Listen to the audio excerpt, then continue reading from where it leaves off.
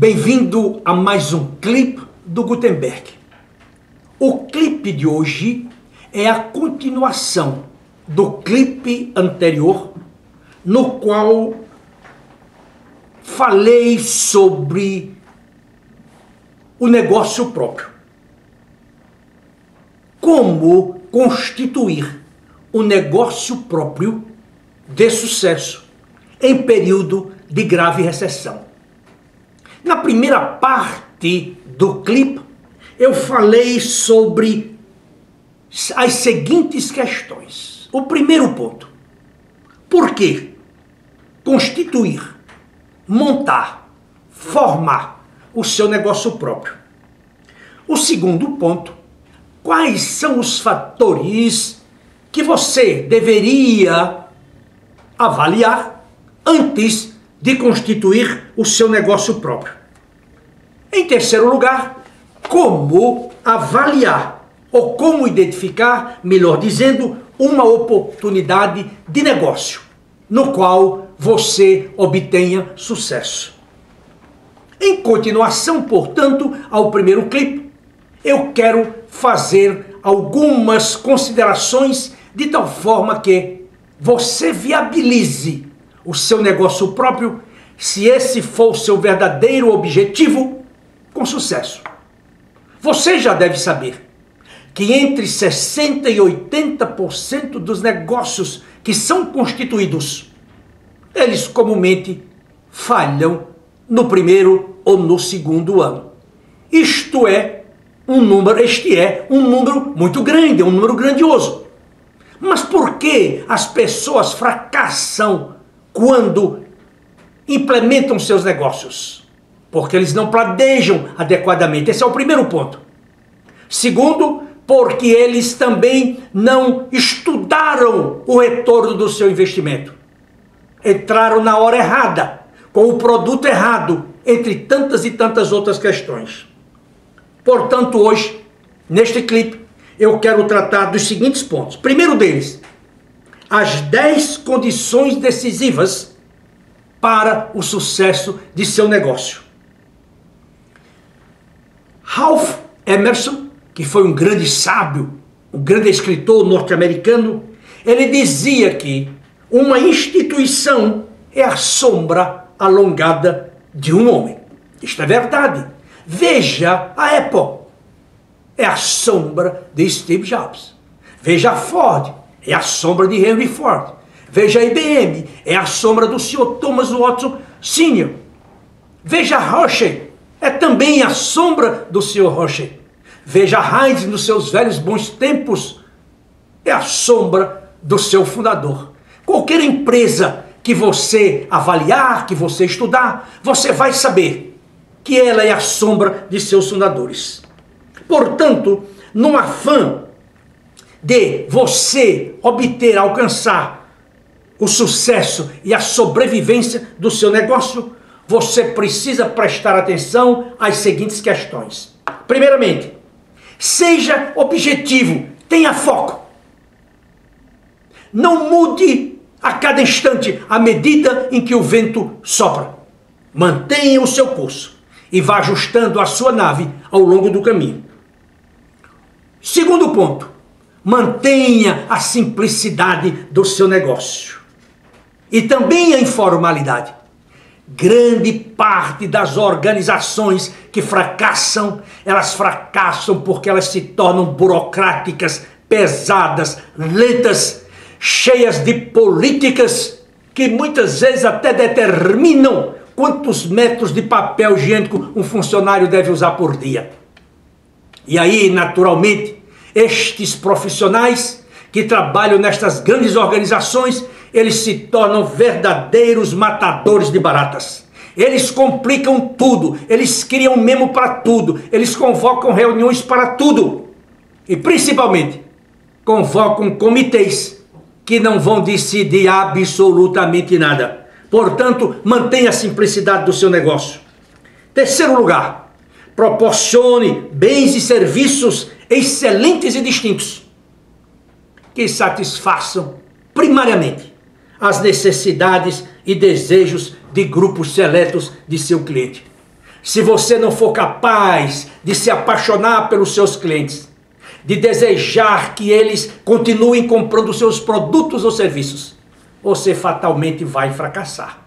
A única maneira de você sobreviver é tratar os seus clientes como se eles fossem pessoas distintas, pessoas inigualáveis. Quarto lugar, determine como atingir os seus clientes e também como vender para eles. Como vender para eles. Eu acho que o grande modelo da modernidade é a empresa Amazon. Ela sabe o que você compra, ela sabe o que você lê, ela sabe quais são as suas preferências e, em geral, quando você compra um livro, ela diz para você via internet: pessoas que compraram este livro, compraram tais e tais livros. Isto é, ela alimenta o seu desejo de ler aquilo que segue a leitura daquele livro que você está lendo. Outro ponto importante, que é o quinto ponto: recrute, motive e promova uma equipe vencedora. Eu sei que muitas vezes você diz: a minha empresa não tem condições de pagar bons salários. E aí você enche a sua empresa de profissionais medíocres e que não agregam absolutamente nada. Um competente, um inteligente, um produtivo, um inovador, um criativador vale por 10, vale por uma centena de profissionais medíocres. Portanto, se você é um empresário e você quiser fazer o seu negócio prosperar, a única maneira que você tem é abrindo os seus bolsos e deixando de ser egoísta, querendo apenas para você. Isso é fundamental no jogo. Me lembro de uma frase do Henry Ford que ele dizia que ele jamais se associaria a um homem, a um empresário que pensasse apenas em ganhar dinheiro para ele mesmo. E ele deu o exemplo, dizendo que ele queria que cada funcionário dele fosse capaz de comprar um automóvel produzido por ele. Não foi à toa que na década de 20, na década de 30 do século passado, Henry Ford obteve 80% do mercado norte-americano de automóveis. Portanto, recrute, mantenha os seus funcionários motivados e promova uma equipe vencedora.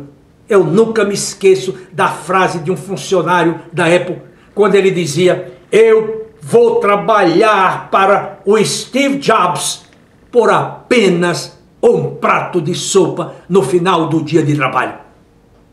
Não é à toa também que muitos de seus funcionários varam as noites, os finais de semana, porque acreditavam e o seguiam de maneira leal, de maneira honesta e de maneira dedicada. É importante que você traga para a sua empresa, não importa se é uma lanchonete, não importa se é uma papelaria, se é uma livraria, se é um posto de gasolina, se é um lava-rápido, qualquer coisa. Procure os melhores e pague-os de forma justa. Outro ponto importante: mantenha os controles e os registros contábeis em dia e atualizado, para você não ver ser surpreendido com a notícia ruim dada pelo seu contador. É extremamente importante esse ponto. E vou dar outra dica para você. Não tenho nada contra contadores. O meu contador está comigo há 40 anos. Mas por mais honesto que ele seja, por mais competente que ele seja, eu nunca lhe confio o pagamento de um imposto. Eu quero pagar. Eu quero receber o carimbo do banco. Naturalmente que hoje é de maneira eletrônica. Portanto, você nunca deve transferir para o seu computador os pagamentos de sua organização. Evite também as armadilhas do crescimento rápido. Às vezes, o apressado come cru, como você sabe. Portanto, planeje cada passo que você dá, de tal forma que você saiba o que está acontecendo. Um outro ponto importante que muitas vezes é esquecido pelo empresário, principalmente no início: ele não conhece a sua empresa de frente e para trás. Ele conhece pedaços dela, apesar dela ser pequena. E uma outra questão importante é: planeje o seu futuro. Planeje o seu futuro. O que é que você quer se tornar daqui a 5 anos, daqui a 10 anos, daqui a 20 anos? Eu confesso a você que ao longo de toda a minha vida, eu tive uma coisa na minha mente, como consultor. Eu sempre pensei em ser o melhor consultor. Não quero denegrir a imagem dos meus concorrentes, nem de qualquer outro consultor. Mas eu sempre quis ser o melhor. Daí porque eu estudo muito, daí porque eu me dedico muito, daqui porque eu escrevo muito, daqui porque eu faço todos esses trabalhos.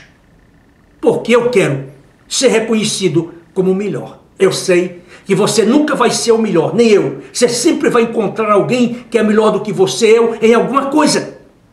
Mas dentro da minha mente, eu quero ser sempre o melhor. Eu quero prestar o melhor serviço. Eu quero ser o mais dedicado. Eu quero ser aquele que faz uma diferença na vida de um cliente da Gutenberg Consultores. Muito bem. Quais são os obstáculos a vencer por ocasião da constituição do seu negócio próprio? Existem vários. Primeiro, a insegurança financeira. Porque você não vai ter garantia de um salário, você não vai ter garantia de férias, você não vai ter garantia de 13º, você não vai ter um plano médico, você não vai ter uma série de coisas. E isso naturalmente dá um frio na barriga, principalmente quando você vê as cobranças chegando e você tem que honrá-las. Um outro ponto importante a considerar é o medo do insucesso. O que vão pensar de mim se eu fracassar?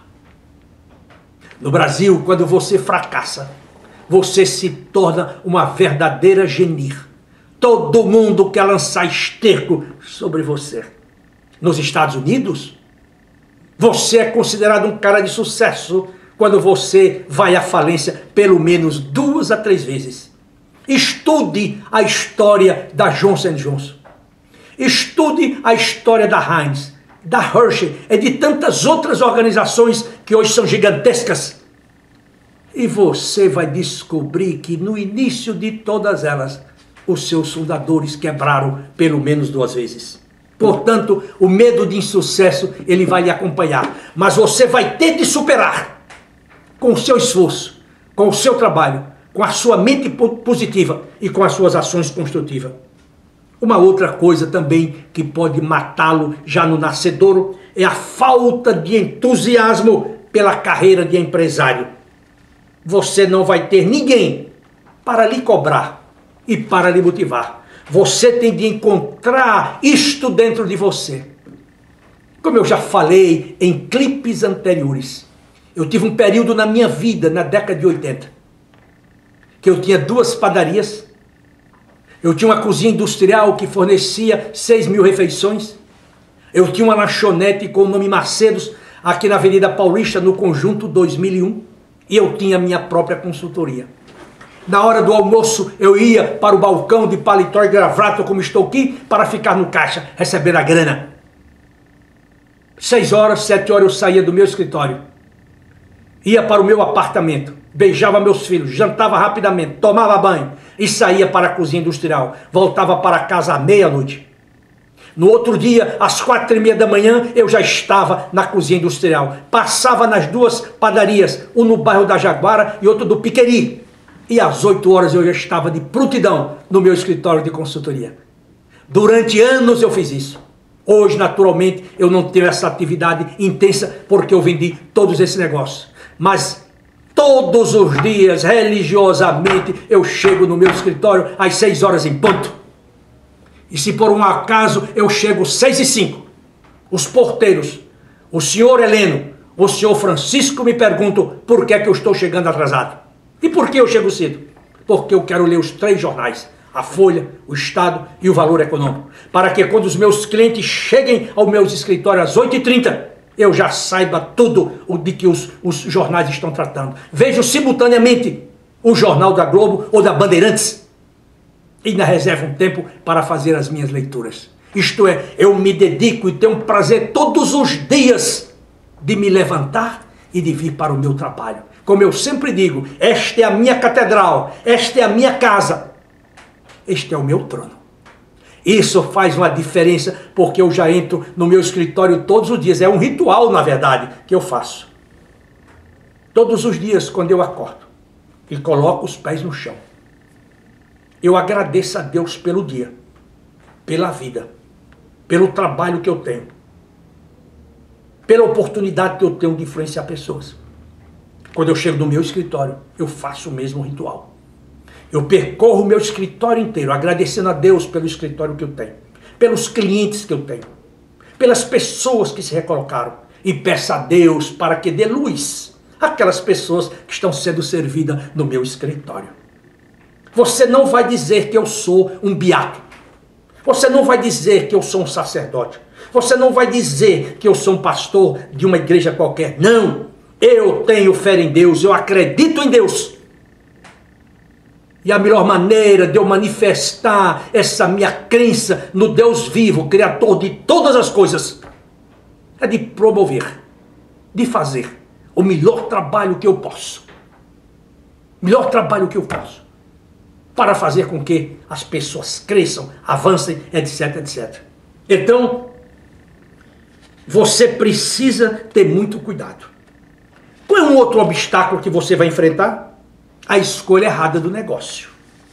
Você não tem nenhuma afinidade. Lembram-se do caso que eu mencionei para você? Do homem de comunicação da Voit. Ele não tinha nenhuma afinidade com o negócio. A única afinidade que ele dizia possuir é que ele havia trabalhado no navio, na cozinha de um navio, e ele cortava a carne todos os dias durante um período de sua juventude. Um outro ponto que é extremamente importante, que muitas vezes nós esquecemos, é que você não tem habilidade para vender. Nem todas as pessoas nasceram para vender. Daí porque gosto muito do conselho do Baltazar Gracian, o padre jesuíta que viveu no século XVII, quando escreveu o seu livro em 1637, o Oráculo Manual, que ele dizia que todos nós deveríamos ter um pouco de vendedor para que nós não fôssemos enganados. Este princípio se aplica aqui quando você vai constituir o seu negócio próprio. E volto a repetir o maior obstáculo de todos, a falta de apoio familiar ou a cobrança diária de sua família. Por quê? Porque hoje você não pode jantar no restaurante. No final de semana você não pode ir mais para sua casa de praia, porque você está começando o negócio e você quer investir, quer dar toda essa atenção ao seu negócio. Como eu fiz na década de 80. Todas estas sugestões que estou lhe passando, identificando os possíveis obstáculos que você encontrará ao constituir o seu negócio, são de importância vital e você tem de pensar sobre eles para que você tenha não apenas a sobrevivência, mas a longevidade dos seus negócios. Isso é fundamental, fundamental. E hoje, quando eu olho lá para trás, para 40 anos, 1979, quase 40, e eu vejo como eu comecei, eu não tinha verdadeiramente muito dinheiro para prosseguir. Mas, pela graça de Deus, pela minha dedicação, pelo meu esforço, eu vejo quantas pessoas passaram pelos meus escritórios, quantas se tornaram bem-sucedidas, quantas avançaram em suas vidas, etc, etc, etc. Então, isso é muito importante. E eu tenho de valorizar isso a cada momento, a cada instante. E também, como já falei, vou repetir, agradecer a Deus pela sua bondade, pela sua graça. E, sobretudo, pelo seu amor para comigo. E também para minha família. Formei 3 filhos, muito bem, todos em nível de mestrado, todos falam inglês fluentemente, todos têm dupla cidadania, e eu agora, se quisesse, poderia pendurar as chuteiras. Mas como eu tenho um sacerdócio, como eu tenho uma missão a cumprir, como eu tenho um propósito de vida, como eu tenho uma missão que me foi confiada, eu preciso ir até o fim da minha vida fazendo aquilo que eu mais gosto. Despertar pessoas, destroçá-las, para fazê-las novamente uma nova pessoa, um novo executivo, uma nova criatura. Quero convidá-lo para que você visite o site da Gutenberg Consultores, www.gutenberg.com.br. Lá você vai encontrar os meus artigos, você vai encontrar os meus clipes, você vai encontrar o Minuto de Sabedoria, Moral da História, entre inúmeros outros trabalhos. Visite o site, leia-o. Se você tiver qualquer consideração a fazer, uma crítica, um elogio, mande um e-mail para mim, macedo@gutenberg.com.br. E quero dizer-lhe também que farei uma terceira parte e uma quarta parte sobre este meu assunto, de tal maneira a fornecer para você um guideline, se porventura você está querendo montar o seu negócio. Quero agradecê-lo pelo seu tempo, pela sua confiança. E eu espero que Deus, na sua infinita graça, o cubra de muita sabedoria, lhe dê muitas felicidades e principalmente muita saúde, para que você saia, não da caixa, mas para que você atue no lugar onde não existe caixa nenhuma. Muito obrigado a você, mais uma vez, e até lá!